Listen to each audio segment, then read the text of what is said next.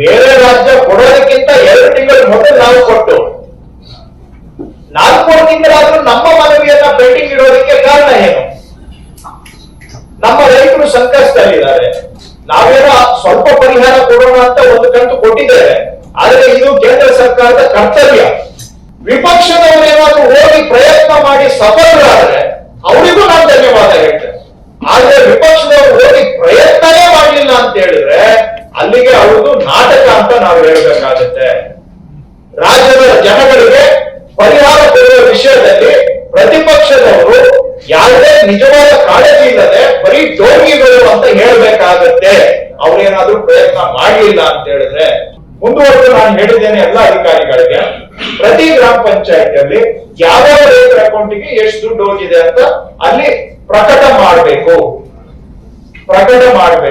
ಯಾಕಂದ್ರೆ ಯಾರಿಗೆ ಹೋಗಿದೆ, ಯಾರಿಗೆ ಹೋಗಿಲ್ಲ, ಸರಿಯಾಗಿರೋರಿಗೆ ಹೋಗಿದ್ಯಾ, ಇದರಲ್ಲೂ ಏನಾದ್ರೂ ನ್ಯೂನ್ಯತೆ ಇದೆಯಾ, ತಪ್ಪಾಗಿದ್ಯಾ, ಇದೆಲ್ಲ ಸಾರ್ವಜನಿಕರ ಮುಂದೆ ತೆಗೆದಿಡಬೇಕು. ನಾವು ಯಾವುದು ಕಟ್ಟು ವ್ಯವಹಾರ ಆಗಬಾರ್ದು, ಮುಚ್ಚಿಡಬಾರ್ದು. ಏನಾದ್ರೂ ತಪ್ಪಾಗಿದ್ರೆ ಇವತ್ತು ಕೂಡ ಜನ ನೋಡ್ಬೇಕು, ಅದನ್ನ ತಪ್ಪಾಗಿರೋದನ್ನ ಸರಿ ಮಾಡ್ಕೊಳ್ಳೋದಕ್ಕೆ ಸರ್ಕಾರದ ಗಮನಕ್ಕೂ ಬರಬೇಕು. ಆ ಕಾರಣಕ್ಕೆ ಎಲ್ಲಾ ಗ್ರಾಮ ಪಂಚಾಯತಿಗಳಲ್ಲಿ ಇದನ್ನ ಪ್ರಕಟ ಮಾಡಬೇಕು ಅಂತ ನಾನು ಸೂಚನೆ ಕೊಟ್ಟಿದ್ದೇನೆ. ಕೆಲವು ಜಿಲ್ಲೆಗಳಲ್ಲಿ ಆಲ್ರೆಡಿ ಪ್ರಕಟ ಮಾಡಿದ್ದಾರೆ, ಕೆಲವು ಜಿಲ್ಲೆಗಳಲ್ಲಿ ಇನ್ನ ಬ್ಯಾಲೆನ್ಸ್ ಏನು 1.5 ಲಕ್ಷ ಇದೆಯಲ್ಲ ಅವ್ರದ್ದು ಬಂದು ಇಡಿ ಸರ್, ಅವ್ರದ್ದು ಸೇರಿಸಿ ಹಾಕಿದ್ರೆ ಜನ ಇಲ್ಲ ಅಂದ್ರೆ ಅವ್ರು ಬಂದು ನಮ್ಮ ಮೇಲೆ ಗಲಾಟೆ ಮಾಡ್ತಾರೆ, ಅನಗತ್ಯವಾಗಿ ಗೊಂದಲ ಆಗುತ್ತೆ. ಕೆಲವ್ರಿಗೆ ಒಂದು 2% ಉಳಿದಿರ್ತಾರೆ, ಅವ್ರಿಗೆ ಬರ್ಲಿಲ್ಲ ಅಂದ್ರೆ ನನಗ್ ಬಂದಿಲ್ಲ ಅಂತ ಅವರಿಂದ ಆಕ್ಷೇಪ ಬಂದಾಗ ಓವರ್ ಆಲ್ ಪ್ರಕ್ರಿಯೆ ಮೇಲೆ ಒಂದು ಸ್ವಲ್ಪ ಮೋಡ ಬಂದಂಗ ಆಗ್ಬಿಡುತ್ತೆ. ಆಗ್ತೀವಿ, ಬಟ್ ಎಲ್ಲಾ ಗ್ರಾಮ ಪಂಚಾಯತಿಯಲ್ಲೂ ಕಡ್ಡಾಯವಾಗಿ ಈ ಪಟ್ಟಿಯನ್ನ ಪ್ರಕಟ ಮಾಡಬೇಕು ಅನ್ನೋ ಸೂಚನೆಯನ್ನ ಕೊಟ್ಟಿದ್ದೇವೆ. ಯಾಕಂದ್ರೆ ಇದು ಪಾರದರ್ಶಕವಾಗಿ ಆಗ್ಬೇಕು. 2ನೇ ಸೂಚನೆ ನಾನು ಕೊಟ್ಟಿರೋದು, ಇಷ್ಟೆಲ್ಲ ಆಗಿನೂ ಕೂಡ ಯಾವ್ದಾದ್ರು ರೈತರು ಬಿಟ್ಟು ಹೋಗಿದ್ರೆ ನಾನು ತಮ್ಮ ಮುಖಾಂತರ ಮನವಿ ಮಾಡ್ತಾ ಇದ್ದೇನೆ, ಅವರು ಕೃಷಿ ಇಲಾಖೆಯ ರೈತ ಸಂಪರ್ಕ ಕೇಂದ್ರವನ್ನಾದ್ರೂ ಸಂಪರ್ಕ ಮಾಡಿ, ಅಥವಾ ಕಂದಾಯ ಇಲಾಖೆಯ ಅವರು ವಿಲೇಜ್ ಅಕೌಂಟೆಂಟ್ ಅಥವಾ ನಮ್ಮ ನಾಡ ಕಚೇರಿಯನ್ನ ಸಂಪರ್ಕ ಮಾಡಿದ್ರೆ ಅವರ ಅರ್ಹತೆಯನ್ನ ನಾವು ಪರಿಶೀಲನೆ ಮಾಡಿ ಅರ್ಹ ಇರ್ತಕ್ಕಂಥ ಅವರು ಬಿಟ್ಟು ಹೋಗಿದ್ರೆ ಈಗಲೂ ಕೂಡ ಅದನ್ನ ಸೇರಿಸೋದಕ್ಕೆ ಸಂಪೂರ್ಣ ಅವಕಾಶ ಇದೆ. ಸೊ ಹಾಗಾಗಿ ತಮ್ಮ ಮುಖಾಂತರ ನಾನು ಮನವಿ ಮಾಡ್ತಾ ಇದ್ದೇನೆ, ಯಾರಾದ್ರೂ ರೈತರು ಅರ್ಹರಿದ್ದು ಪರಿಹಾರ ಬಂದಿಲ್ಲ ಅಂತ ಹೇಳಿದ್ರೆ ಅವರು ಬಂದು ನಮ್ಮ ಕಚೇರಿಯನ್ನ ಸಂಪರ್ಕ ಮಾಡಿದ್ರೆ ಅವ್ರಿಗೆ ಕೊಡಿಸ್ಕೊಡ್ತೇವೆ. ಈಗಾಗಲೇ 33 ಲಕ್ಷ ಪ್ಲಸ್ 1,60,000 ಎಲ್ಲ ಸೇರಿಸಿದ್ರೆ ಹೆಚ್ಚು ಕಡಿಮೆ 35 ಲಕ್ಷ ರೈತರು ನಮ್ಮ ಹತ್ರ ಪಟ್ಟಿ ಇದೆ. ಅದನ್ನ ಮೀರಿ ಯಾರಾದ್ರೂ ಬಿಟ್ಟು ಹೋಗಿದ್ರೆ ಈಗಲೂ ಕೂಡ ನಾವು ಅವರ ಹೆಸರನ್ನ ಸೇರಿಸ್ಕೊಳ್ಬೇಕು ಅಂತ ನಾನು ಈಗಾಗಲೇ ಸೂಚನೆ ಕೊಟ್ಟಿದ್ದೇನೆ.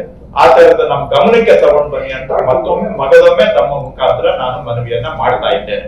ಇನ್ನ ಮುಂದುವರೆದು ಇದು ಮೊದಲನೇ ಕಂತಿನ ಪರಿಹಾರ. ರೈತರಿಗೆ ನಾವು ಸಂಪೂರ್ಣ ಪರಿಹಾರ ಕೊಡುವಂತಹದಕ್ಕೆ NDRF ಇಂದ ನಮಗೆ ಬರಬೇಕಾದಂತ ಹಣ ಇನ್ನು ತೀರ್ಮಾನನೂ ಆಗಿಲ್ಲ, ಇನ್ನು ನಮ್ಗೆ ಹಣನೂ ಕೂಡ 1 ಪೈಸಾನು ನಾವು ಕೊಟ್ಟಿರುವಂತಹ ಈ ಮನವಿಯಲ್ಲಿ ಮೆಮೊರಾಂಡಮ್, ಈ ಮನವಿ ಆಧಾರದ ಮೇಲೆ ನಮಗೆ 1 ಪೈಸಾನು ಕೂಡ ಇಲ್ಲಿವರೆಗೂ ಕೂಡ ಹಣ ಬಂದಿಲ್ಲ. ಇವತ್ತು ಆಗ್ಲೇ ಹೇಳಿದೆ ಆರಂಭದಲ್ಲಿ, ಇವತ್ತು ಕೇಂದ್ರ ಗೃಹ ಸಚಿವರು ಈ ಉನ್ನತ ಮಟ್ಟದ ಸಚಿವರ ಸಮಿತಿಯ ಅಧ್ಯಕ್ಷರು, ಹೈ ಲೆವೆಲ್ ಕಮಿಟಿ ಅಂತ ಇದೆ ಕೇಂದ್ರ ಸರ್ಕಾರದಲ್ಲಿ, ಆ HLCಗೆ ಅಧ್ಯಕ್ಷರು ಬಂದು ಗೃಹ ಸಚಿವರಾಗಿರ್ತಾರೆ. ಮತ್ತು ಈ NDRF ಏನು ಕಾರ್ಯಕ್ರಮ ಇದೆ, NDRF ಬರ್ತಕ್ಕಂತಹದ್ದು ಕೂಡ ಮಾನ್ಯ ಗೃಹ ಸಚಿವರ ಇಲಾಖೆ ಅಡಿ ಬರ್ತದೆ. ಹಾಗಾಗಿ ಇವತ್ತು ಗೃಹ ಸಚಿವರು ಕರ್ನಾಟಕಕ್ಕೆ ಬಂದಿರುವಾಗ ನಾನು ಅವರಿಗೆ ರಾಜ್ಯದ ಜನತೆಗಳ ಪರವಾಗಿ ಸ್ವಾಗತವನ್ನ ಮತ್ತೊಮ್ಮೆ ಮಾಡ್ತೇನೆ. ಇದೇ ಸಂದರ್ಭದಲ್ಲಿ ಅವರು ಇವತ್ತು ಹೋಗೋದಕ್ಕೆ ಮೊದಲು ರಾಜ್ಯದಲ್ಲಿ ಇರ್ತಕ್ಕಂಥ ಬರ ಪರಿಸ್ಥಿತಿಯನ್ನ ಗಂಭೀರವಾಗಿ ತೆಗೆದುಕೊಂಡು ನಾವು ಏನು ಮನವಿಯನ್ನ ಕೊಟ್ಟಿದ್ದೇವೆ, ಈ ಮನವಿಯ ಮೇಲೆ ದಯವಿಟ್ಟು ತತ್ಕ್ಷಣ ತಾವು ತೀರ್ಮಾನ ತಗೊಂಡು ಇವತ್ತೇ ನಮ್ಮ ರಾಜ್ಯದಲ್ಲಿರ್ತಕ್ಕಂಥ ಬರಕ್ಕೆ ಸಂಬಂಧಪಟ್ಟ ಹಾಗೆ ಪರಿಹಾರ ಕೊಡುವಂತ ತೀರ್ಮಾನವನ್ನ ಇಲ್ಲೇ ಘೋಷಣೆ ಮಾಡಿ ಹೋಗ್ಬೇಕು ಅಂತ ರಾಜ್ಯದ ಜನಗಳ ಪರವಾಗಿ ನಾನು ಮಾನ್ಯ ಗೃಹ ಸಚಿವರಲ್ಲಿ ಮನವಿಯನ್ನ ಮಾಡ್ತಾ ಇದ್ದೇನೆ. ಇದು ನಾವು ಯಾವುದು ಕೂಡ ಉತ್ತರ ಕೇಳ್ತಾ ಇಲ್ಲ, ನಾವು ಯಾವುದು ಭಿಕ್ಷೆ ಕೇಳ್ತಾ ಇಲ್ಲ. NDRF ಒಂದು ಸಾಂವಿಧಾನಿಕ ಪ್ರಾವಿಷನ್, ಅದು ಕಾನ್ಸ್ಟಿಟ್ಯೂಷನಲ್ ಪ್ರಾವಿಷನ್. ದೇಶದಲ್ಲಿ 2ನೇ ಅತಿ ಹೆಚ್ಚು ತೆರಿಗೆಯನ್ನ ಕಟ್ಟತಕ್ಕಂತ ರಾಜ್ಯ ಕರ್ನಾಟಕ. ನಮ್ಮ ರಾಜ್ಯದಲ್ಲಿ ರೈತರು ಸಂಕಷ್ಟದಲ್ಲಿ ಇರುವಾಗ ಅವರಿಗೆ ಪರಿಹಾರ ಕೊಡಬೇಕಾಗಿರತಕ್ಕಂತಹದ್ದು ಕೇಂದ್ರ ಸರ್ಕಾರದ ಕರ್ತವ್ಯ. ಪರಿಹಾರ ಪಡೆದುಕೊಳ್ತಕ್ಕಂಥದ್ದು ನಮ್ಮ ರಾಜ್ಯದ ರೈತರ ಹಕ್ಕು. ನಾವು ಹಕ್ಕನ್ನ ಕೇಳ್ತಾ ಇದ್ದೇವೆ ಬಿಟ್ರೆ ಯಾವುದು ಕೂಡ ಉದಾರ ಮಾಡಿ ನಮ್ಗೆ ಸಹಾಯ ಮಾಡಿ ಅಂತ ನಾವು ಯಾವುದು ಭಿಕ್ಷೆಯನ್ನ ಕೇಳ್ತಾ ಇದ್ದೀವಿ. ಹಾಗಾಗಿ ಮಾನ್ಯ ಗೃಹ ಸಚಿವರಿಗೆ ನಮ್ಮ ರಾಜ್ಯದಿಂದ ಎಲ್ಲಾ ಸೌಕರ್ಯ ಸಕಲ ಗೌರವವನ್ನ ನಾವು ಕೊಡ್ತೇವೆ. ಅದೇ ಸಂದರ್ಭದಲ್ಲಿ ಅವರು ಕೂಡ ನಮ್ಮ ರಾಜ್ಯದ ರೈತರ ಪರಿಸ್ಥಿತಿ ಗಂಭೀರವಾಗಿರುವುದನ್ನ ಪರಿಗಣಿಸಿ ಬರ ಪರಿಹಾರಕ್ಕೆ ಏನು ಹಣ ಪಡಬೇಕು ಅದನ್ನ ಹಿಂದೆ ಘೋಷಣೆ ಮಾಡಬೇಕು ಅಂತ ನಾನು ಮತ್ತೊಮ್ಮೆ ಅವರಲ್ಲಿ ಒತ್ತಾಯವನ್ನ ನಾನು ಮಾಡ್ತೇನೆ. ನಮ್ಮ ವಿಪಕ್ಷದವರು ಬಿಜೆಪಿಯವರು ಇರ್ಬೋದು, ಜನತಾದಳದವರು ಇವತ್ತು ಅವರು ಒಂದು ಒಕ್ಕೂಟವನ್ನ ಮಾಡ್ಕೊಂಡಿದ್ದಾರೆ. ಅವರು ಕೂಡ ರಾಜ್ಯದ ಜನಗಳ ಬಗ್ಗೆ ಏನಾದ್ರೂ ಕಾಳಜಿ ಇದ್ದಲ್ಲಿ ಇವತ್ತು ಗೃಹ ಸಚಿವರ ಸಮಯವನ್ನ ಪಡ್ಕೊಂಡು ಭೇಟಿ ಮಾಡಿ ಅವರು ಕೂಡ ನಮ್ಮ ರಾಜ್ಯಕ್ಕೆ ಬರ ಪರಿಹಾರ ಬರಬೇಕು, ಇದನ್ನ ಇವತ್ತೇ ಅವರು ಘೋಷಣೆ ಮಾಡಿಸ್ಬೇಕು ಅಂತ ನಾನು ಪ್ರತಿಪಕ್ಷದ ಸಹೋದರರನ್ನು ಕೂಡ ನಾನು ರಾಜ್ಯದ ಜನಗಳ ಪರವಾಗಿ ಮನವಿ ಮಾಡ್ತೇನೆ.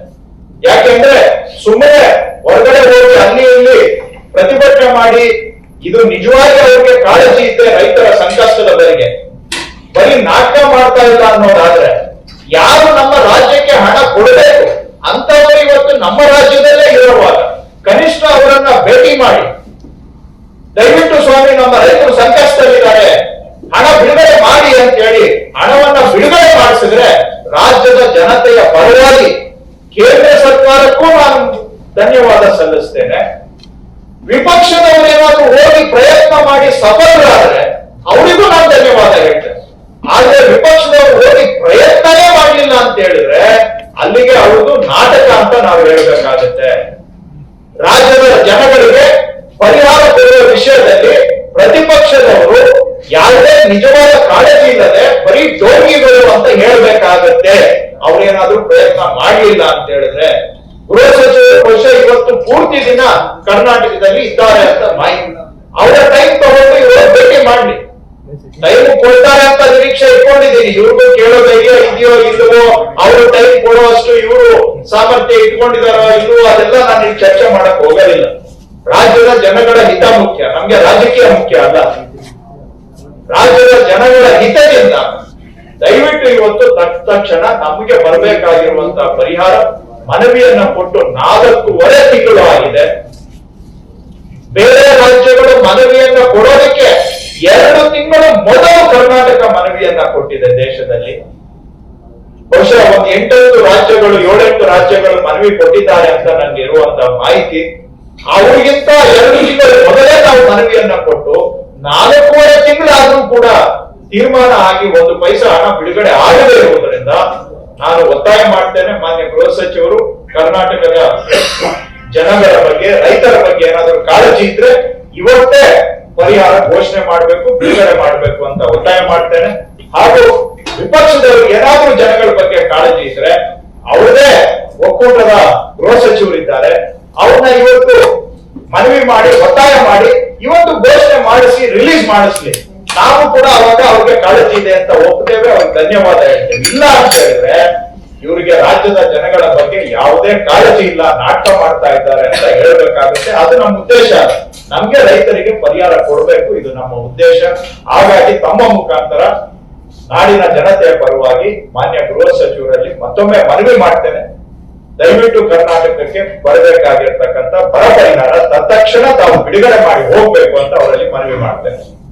ನಾವೇ ಹೇಳಿದ್ದಾರೆ ಕರ್ನಾಟಕದಲ್ಲಿ ಇನ್ನೂ 7 ರಾಜ್ಯಗಳು ಬೇರೆ ಯಾವ ರಾಜ್ಯಗಳಿಗೂ ಬೇರೆ ಯಾವ ರಾಜ್ಯಗಳಿಗೂ ನೋಡಿ, ನಾವು ಆದ್ರೆ ಬೇರೆ ಯಾವುದೇ ರಾಜ್ಯ ಮನವಿ ಕೊಡೋದಕ್ಕೆ ಮೊದಲು ನಾವು 2 ತಿಂಗಳ ಮೊದಲು ಮನವಿ ಕೊಟ್ಟಿದ್ದೇವೆ. ಬೇರೆ ರಾಜ್ಯಕ್ಕೆ ಕೊಡೋದು ಬಿಡೋದು ಅವ್ರ ವಿಷಯ, ಅದ್ರ ಬಗ್ಗೆ ನಾನು ಮಾತಾಡ್ಲಿಕ್ಕೆ ಹೋಗೋದಿಲ್ಲ. ಆದ್ರೆ ನಾವು ಮನವಿಯನ್ನ ಕೊಟ್ಟು 4.5 ತಿಂಗಳಾಗಿದೆ. ಸೆಪ್ಟೆಂಬರ್ 23ನೇ ತಾರೀಕು, ಬೇಕಾದ್ರೆ ನಿಮ್ಗೆ ಕಾಪಿನೂ ಇದೆ, ನಾನು ಕೊಡ್ತೇನೆ. 23ನೇ ತಾರೀಕು ನಾವು ಮೆಮೊರಾಂಡಮ್ ಅನ್ನ ಕೊಟ್ಟು 4.5 ತಿಂಗಳಾದ್ರೂ ಕೂಡ ನಮ್ಗೆ ಪರಿಹಾರ ಬಂದಿಲ್ಲ ಅನ್ನೋದು ನಮ್ಮ ವಿಚಾರ. ಬೇರೆ ರಾಜ್ಯಗಳು ಕೂಡ ಕೊಟ್ಟಿದ್ದಾರೆ. ಆಂಧ್ರ ಪ್ರದೇಶದಲ್ಲಿ ಕೆಲವು ಜಿಲ್ಲೆಗೆ ಕೊಟ್ಟಿದ್ದಾರೆ, ಮಹಾರಾಷ್ಟ್ರದಲ್ಲಿ ಕೆಲವು ಜಿಲ್ಲೆಗೆ ಕೊಟ್ಟಿದ್ದಾರೆ ಅಂತ ನಮ್ಗೆ ಇರುವಂತಹ ಮಾಹಿತಿ. ಕೇರಳದಲ್ಲಂತೂ ನಮ್ಗಿಂತ ಜಾಸ್ತಿ ಮಳೆ ಕೊರತೆ ಇತ್ತು. ಅವ್ರು ಕೊಟ್ಟಿದ್ದಾರೆ ಇಲ್ವೋ ಅದು ಅವ್ರಿಗೆ ಬಿಟ್ಟಿದ್ದು. ಏನಾದ್ರೂ ಇಲ್ಲಿ ಬೇರೆ ರಾಜ್ಯ ಕೊಡೋದಕ್ಕಿಂತ 2 ತಿಂಗಳು ಮೊದಲು ನಾವು ಕೊಟ್ಟು 4 ತಿಂಗಳಾದ್ರೂ ನಮ್ಮ ಮನವಿಯನ್ನ ಪೆಂಡಿಂಗ್ ಇಡೋದಕ್ಕೆ ಕಾರಣ ಏನು? ನಮ್ಮ ರೈತರು ಸಂಕಷ್ಟದಲ್ಲಿದ್ದಾರೆ. ನಾವೇನೋ ಸ್ವಲ್ಪ ಪರಿಹಾರ ಕೊಡೋಣ ಅಂತ ಒಂದು ಕಂತು ಕೊಟ್ಟಿದ್ದೇವೆ. ಆದ್ರೆ ಇದು ಕೇಂದ್ರ ಸರ್ಕಾರದ ಕರ್ತವ್ಯ, ಡ್ಯೂಟಿ, ಅವರು ಕಾನ್ಸ್ಟಿಟ್ಯೂಷನಲ್ ಅಪ್ಲಿಕೇಶನ್ ಇದು, ಸಾಂವಿಧಾನಿಕ ಜವಾಬ್ದಾರಿ ಇರೋವಾಗಲೂ ಕೂಡ ಕಷ್ಟದಲ್ಲಿರುವಾಗ ಜನಗಳ ನೆರವಿಗೆ ಬರಬೇಕಾಗಿರೋದು ಅವರ ಜವಾಬ್ದಾರಿ ಇದೆ. ಆ ಜವಾಬ್ದಾರಿಯನ್ನ ನಿರ್ವಹಣೆ ಮಾಡಬೇಕು. ನಮಗೆ ವಿಳಂಬ ಆಗಿದೆ, ನಮ್ದು ಬೇಗ ಕೊಡಿ ಅಂತ ನಾವು ಒತ್ತಾಯ. ಈ ಕೇಂದ್ರ ವಿಳಂಬ ಮಾಡಲಿಕ್ಕೆ ಏನ್ ಕಾರಣ?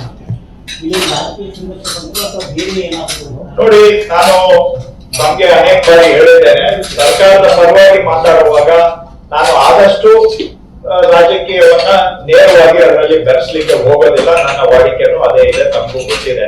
ಯಾಕೆ ಬೆರೆಸಕ್ ಹೋಗೋದಿಲ್ಲ ನೇರವಾಗಿ ಅಂದ್ರೆ, ರಾಜಕೀಯ ಮಾತಾಡುವಾಗ ರಾಜಕೀಯ ಮಾತಾಡ್ತೇವೆ, ಆದ್ರೆ ಸರ್ಕಾರದ ಪರವಾಗಿ ಮಾತಾಡುವಾಗ ನಮ್ಗೊಂದು ಪ್ರಜ್ಞೆ ಇದೆ. ನಾವೇನೋ ಮಾತಾಡಿ ಯಾರು ಬೇರೆಯವ್ರದ್ದೇ ತಪ್ಪಿರ್ಲಿ, ನಾವೇನೋ ನಮ್ಮ ಮಾತಿನಿಂದ ನಮ್ಮ ಜನಗಳಿಗೆ ತೊಂದರೆ ಆಗಬಾರದು. ಆ ಕಾರಣಕ್ಕಾಗಿ ನಾನು ರಾಜಕೀಯ ಕಾರಣದಿಂದ ಇವರು ವಿಳಂಬ ಮಾಡ್ತಾ ಇದ್ದಾರೆ, ಕರ್ನಾಟಕದ ಮೇಲೆ ಅವರಿಗೆ ರಾಜಕೀಯದ ಏನೋ ಒಂದು ದ್ವೇಷ ಇದೆಯೋ ಅಥವಾ ಮತ್ತೊಂದಿದೆ ಅಂತ ನಾನು ಇಲ್ಲಿ ಹೇಳಲಿಕ್ಕೆ ಹೋಗೋದಿಲ್ಲ. ಯಾಕೆ ಅಂತ ಹೇಳಿದ್ರೆ, ನಾವು ರಾಜ್ಯದ ಸರ್ಕಾರದ ಪರವಾಗಿ ಮಾತಾಡುವಾಗ ಕೇಂದ್ರ ಸರ್ಕಾರದ ಜೊತೆಗೂಡಿ ನಾವು ಕೆಲಸ ಮಾಡ್ಬೇಕಾಗತ್ತೆ. ಸೊ ಪಕ್ಷದ ವೇದಿಕೆಯಲ್ಲಿ ನಾವು ಏನ್ ಬೇಕೋ ಮಾತಾಡ್ತೇವೆ ವಿಳಂಬದ ಬಗ್ಗೆ. ಆದ್ರೆ ರಾಜ್ಯದ ಸರ್ಕಾರದ ಪ್ರತಿನಿಧಿಯಾಗಿ ಕೇಂದ್ರ ಸರ್ಕಾರದ ಜೊತೆಗೂಡಿ ನಾವು ಕೆಲಸ ಮಾಡಬೇಕು. ಇಬ್ಬರು ಸೇರಿ ಜನಗಳ ನೆರವಿಗೆ ಬರಬೇಕು. ಈ ಒಂದು ಜವಾಬ್ದಾರಿ ನಮ್ಮ ಹೆಗಲ ಮೇಲೆ ಇರೋದ್ರಿಂದ ಯಾವ ಕಾರಣಕ್ಕೆ ಅವರು ವಿಳಂಬ ಮಾಡ್ತಾ ಇದ್ದಾರೆ ಅಂತ ನಾನು ಈ ಸಂದರ್ಭದಲ್ಲಿ ವಿಶ್ಲೇಷಣೆ ಮಾಡೋದಕ್ಕಿಂತ ಹೆಚ್ಚಾಗಿ, ವಿಳಂಬ ಆಗಿದೆ ಸ್ವಾಮಿ, ನಮ್ಮ ರೈತರಿಗೆ ಬರಬೇಕಾಗಿರೋ ಹಣ ಕೊಡಿ, ಇಷ್ಟೇ ನಾನು ಇವತ್ತು ಪದೇ ಪದೇ ನಾನು ಒತ್ತಾಯ ಮಾಡುವಂತ. ನಾನೇನೋ ಒಂದು ಮಾತಾಡಿ ಅದರಿಂದ ನನ್ಗೆ ಬಹಳ 4 ತಿಂಗಳಂದ್ರೆ ನನ್ನ ದೃಷ್ಟಿಯಲ್ಲಿ ಒಂದು ಇತಿಮಿತಿಗಿಂತ ಮೀರಿದಂತಹ ವಿಳಂಬ ಆಗಿದೆ. ಬೇರೆ ರಾಜ್ಯಗಳಿಗಿಂತ 2 ತಿಂಗಳ ಮೊದಲು ನಾನು ಎಚ್ಚರಿಸಿಕೊಂಡು ಮನವಿಯನ್ನ ಕೊಟ್ಟರೂ ಕೂಡ ನಮ್ಮದು ತೀರ್ಮಾನ ಆಗಿಲ್ಲ ಅಂತ ಹೇಳಿದ್ರೆ ನಮ್ಗೆ ಸಾಕಷ್ಟು ಅಸಮಾಧಾನ ಇದೆ. ಅವೆಲ್ಲ ನಾನು ನನ್ಗೆ ಇಟ್ಕೊಂಡು ಅಸಮಾಧಾನ. ನಾನು ಗೌರವಪೂರ್ವಕವಾಗಿ ಒತ್ತಾಯ ಮಾಡ್ತೇನೆ, ಸ್ವಾಮಿ ನಮ್ಗೆ ರಾಜ್ಯಕ್ಕೆ ಬರಬೇಕಾಗಿರೋ ಬರ ಪರಿಹಾರವನ್ನ ತಕ್ಷಣ ಕೊಡಿ, ನಮ್ಮ ರೈತರಿಗೆ ಅವಶ್ಯಕತೆ ಇದೆ. ಈಗಾಗಲೇ ವಿಳಂಬ ಆಗೋಗಿದೆ. ತಾವು ನಮ್ಗೆ ಮಾತು ಕೊಟ್ಟಿದ್ರೆ ಮುಖ್ಯಮಂತ್ರಿಗಳಿಗೆ ಡಿಸೆಂಬರ್ 23ನೇ ತಾರೀಕು ಸಭೆ ಮಾಡ್ತೇವೆ ಅಂತ ಅವರ ಬಾಯಾರೆ ಅವರು ಮಾತು ಕೊಟ್ಟಿದ್ರು. ಆಗಿಲ್ಲ ಸಭೆ. ಜನವರಿ 14ನೇ ತಾರೀಕಿಗೆ ಸಭೆ ಮಾಡ್ತಾರೆ ಅಂತ ಮಾಹಿತಿ ಬಂದಿತ್ತು. ಜನವರಿ 14ಕ್ಕೂ ಸಭೆ ಆಗಿಲ್ಲ. ಅಧಿಕಾರಿಗಳ ವರದಿ ಎಲ್ಲವೂ ಕೂಡ ಅಕ್ಟೋಬರ್ ತಿಂಗಳಿನಲ್ಲೇ ಸಚಿವರಿಗೆ ಬಂದಿದ್ದು. ಅಕ್ಟೋಬರ್ ಆದ್ಮೇಲೆ ನವೆಂಬರ್, ಡಿಸೆಂಬರ್, ಜಾನ್ವರಿ, ಫೆಬ್ರವರಿ ಅರ್ಧ ಆಗ್ಲಿಕ್ಕೆ ಬಂತು. 3.5 ತಿಂಗಳು ಸುಮ್ಮನೆ ಒಂದು ತೀರ್ಮಾನ ತಗೊಳ್ಳದೆ ಕಡತವನ್ನ ತಮ್ಮ ಕಚೇರಿಯಲ್ಲಿ ಇಟ್ಕೊಳ್ಳೋದು ಜನಗಳನ್ನ ಮತ್ತಷ್ಟು ಸಂಕಷ್ಟಕ್ಕೆ ದೂಡುತ್ತಾಗ ಆಗುತ್ತೆ. ಈಗಾಗಲೇ ಜನಗಳು ಬಿಕ್ಕಟ್ಟಿನಲ್ಲಿದ್ದಾರೆ. ಮತ್ತಷ್ಟು ಅವರಿಗೆ ನಾವು ಹೊರೆ ಆಗೋದು ಬೇಡ. ಬಿಕ್ಕಟ್ಟಿನಲ್ಲಿ ರೈತರ ನೆರವಿಗೆ ಬರೋಣ. ಈ ದೃಷ್ಟಿಯಿಂದ ಇದರಲ್ಲಿ ರಾಜಕೀಯವನ್ನ ಬದಿಗಿಟ್ಟು, ಕರ್ನಾಟಕದಲ್ಲಿ ಕಳೆದ ಚುನಾವಣೆಯಲ್ಲಿ ಬಿಜೆಪಿ ಸೋತಿದೆ ಅನ್ನುವಂತ ಭಾವನೆ ಅವರಿಗೆ ಇರಬಹುದು. ಆದ್ರೆ ಆ ಸಿಟ್ಟನ್ನ ನೀವು ರೈತರ ಮೇಲೆ ತೀರಿಸಿಕೊಳ್ತಕ್ಕಂತಹದ್ದು ನ್ಯಾಯ ಅಲ್ಲ ಅನ್ನುವಂತಹದ್ದು ನನ್ನ ಅಭಿಪ್ರಾಯ. ಹಾಗಾಗಿ ಪ್ರಜಾಪ್ರಭುತ್ವದಲ್ಲಿ ಜನಗಳ ತೀರ್ಪನ್ನ ನೀವು ಆಧಾರವಾಗಿ ಇಟ್ಕೊಂಡು ತೀರ್ಮಾನ ಮಾಡುವಂತಹದ್ದು, ಬಿಡುವಂತಹದ್ದು ಯಾರಿಗೇ ಆಗಲಿ ಪ್ರಜಾಪ್ರಭುತ್ವಕ್ಕೆ ಶೋಭೆ ಅಲ್ಲ, ಒಳ್ಳೇದು ಅಲ್ಲ, ಅದು ವಿರೋಧಿ ಆಗುತ್ತೆ. ಹಾಗಾಗಿ ಕಾರಣಗಳು ವಿಶ್ಲೇಷಣೆ ಮಾಡೋದಕ್ಕೆ ನಾನು ಹೋಗದೆ ಮತ್ತೊಮ್ಮೆ ನಾನು ರಿಪೀಟ್ ಮಾಡ್ತೇನೆ, 4ನೇ ಬಾರಿಗೆ 5ನೇ ಬಾರಿಗೆ, ದಯವಿಟ್ಟು ನಮ್ಮ ರಾಜ್ಯ ಇವತ್ತು ರೈತರು ಕಷ್ಟದಲ್ಲಿದ್ದಾರೆ. ಆ ಕಷ್ಟದಲ್ಲಿರುವ ರೈತರ ನೆರವಿಗೆ ಬನ್ನಿ. ನಾವ್ ಯಾವುದು ಉದಾರ ಕೇಳ್ತಾ ಇಲ್ಲ, ಯಾವುದು ನಿಮ್ಮ ಭಿಕ್ಷೆ ಕೇಳ್ತಾ ಇಲ್ಲ. ನಾವು ದೇಶದಲ್ಲಿ 2ನೇ ಅತಿ ಹೆಚ್ಚು ತೆರಿಗೆ ಕಟ್ಟತಕ್ಕಂತ ರಾಜ್ಯ ನಮ್ಮದು. NDRF ಏನಿದೆ ಇದು ಸಾಂವಿಧಾನಿಕ ಕಡ್ಡಾಯ. ಇದು ಸಂವಿಧಾನದ ಆಧಾರದಲ್ಲಿ ನಿಗದಿಯಾಗಿರ್ತಕ್ಕಂತ ಒಂದು ಕಾರ್ಯಕ್ರಮ NDRF. ಇದರಲ್ಲಿ ಹಣವನ್ನ ಕೊಡ್ತಕ್ಕಂತಹದ್ದು ಕೇಂದ್ರ ಸರ್ಕಾರದ ಕರ್ತವ್ಯ, ಡ್ಯೂಟಿ, ಕೊಡ್ಲೇಬೇಕು. ಈ ಹಣ ಪಡ್ಕೊಳ್ತಕ್ಕಂತಹದ್ದು ಕರ್ನಾಟಕದ ಹಕ್ಕು. ನಾವು ದೇಶಕ್ಕೆಲ್ಲ ಟ್ಯಾಕ್ಸ್ ಕಟ್ಟಿ ನಮ್ಮ ರೈತರು ಕಷ್ಟದಲ್ಲಿರುವಾಗ ಇಷ್ಟು ದಿನ ಕಾಯ್ಬೇಕು ಅಂತ ಹೇಳಿದ್ರೆ ಎಲ್ಲೋ ಒಂದು ಕಡೆ ರಾಜ್ಯದ ಜನಗಳ ತಾಳ್ಮೆಯನ್ನು ಕೂಡ ಪರೀಕ್ಷೆ ಮಾಡ್ದಂಗೆ ಆಗುತ್ತೆ. ಇಲ್ಲಿವರೆಗೂ ಜನರು ತಾಳ್ಮೆಯಿಂದ ಇದ್ದಾರೆ. ನಾವು ಕೂಡ ಭೇಟಿ ಮಾಡಿ ಒಂದಲ್ಲ 4 ಬಾರಿ ಭೇಟಿ ಮಾಡಿ ನಮ್ಮೆಲ್ಲಾ ಪ್ರಯತ್ನಗಳನ್ನ ಮಾಡಿನೂ ಕೂಡ ಈ ರೀತಿ ನಮ್ಮ ಕರ್ನಾಟಕವನ್ನ ನಿರ್ಲಕ್ಷ್ಯ ಮಾಡಿದ್ರೆ ಇದು ಕರ್ನಾಟಕದ ಜನಗಳಿಗೆ ಮಾಡಿದಂತ ದ್ರೋಹ ಆಗುತ್ತೆ, ಅನ್ಯಾಯ ಆಗುತ್ತೆ. ಆ ರೀತಿ ಮಾಡಬೇಡಿ. ಹೆಚ್ಚಿನ ವಿಡಿಯೋಗಳಿಗೆ ಪ್ರತಿಧ್ವನಿ ಯೂಟ್ಯೂಬ್ ಚಾನೆಲ್ ಸಬ್ಸ್ಕ್ರೈಬ್ ಮಾಡಿ, ಬೆಲ್ ಐಕಾನ್ ಕ್ಲಿಕ್ ಮಾಡಿ.